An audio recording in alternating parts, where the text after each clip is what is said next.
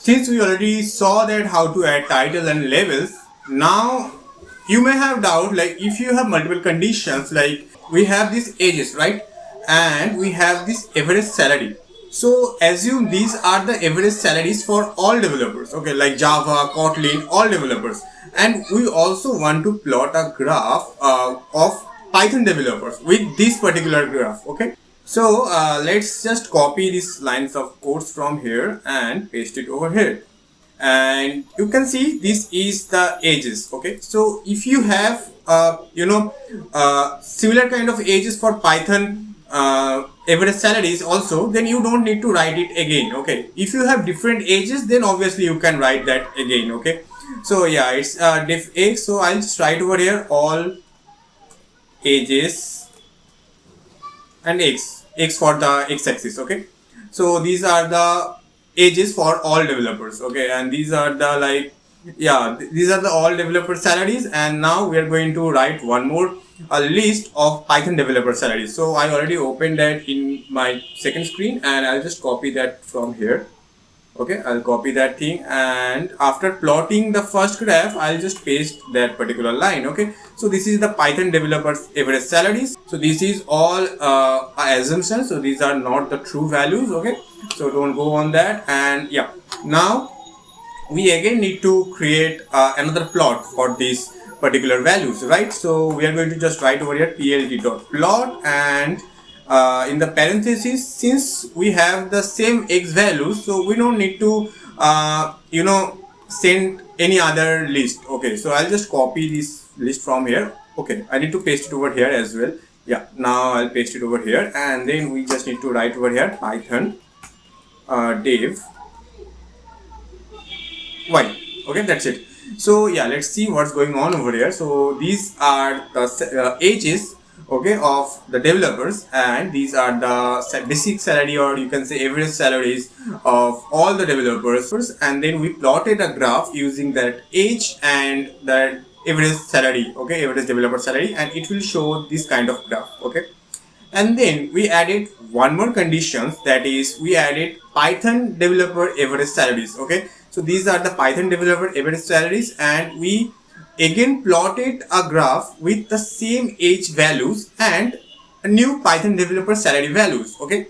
Then we have this title, that is this thing, salary is based on ages, and then we have the x-axis level, that is ages, and then y-axis level, that is average salaries, okay. So now if I run it, you can see we have two lines over here. So the blue one is, I think, the all developer salaries, and the orange one, or you can say yellow one, has this Python developer salaries, okay. But it is difficult to understand which one is for whose, right. So you can't really understand which one is for all developers and which one is for only Python developers, right. So in that case, we also need to use a legend, because over the top left corner we want to showcase one thing, that is like for Python developers the lines are in orange, and for all developers the lines are in blue, right. So we will, after writing these y levels, we are going to just write over there plt.legend and legend, and inside the parentheses we have to pass a list of the values, okay. So the first plot is for all developers, right. So I'll just write over here all devs, okay, and the second one is for Python devs only, right. So Python devs, okay, that's it. So now if I run it, yeah, now you can see the blue one is for all devs and the orange one is for Python devs, okay.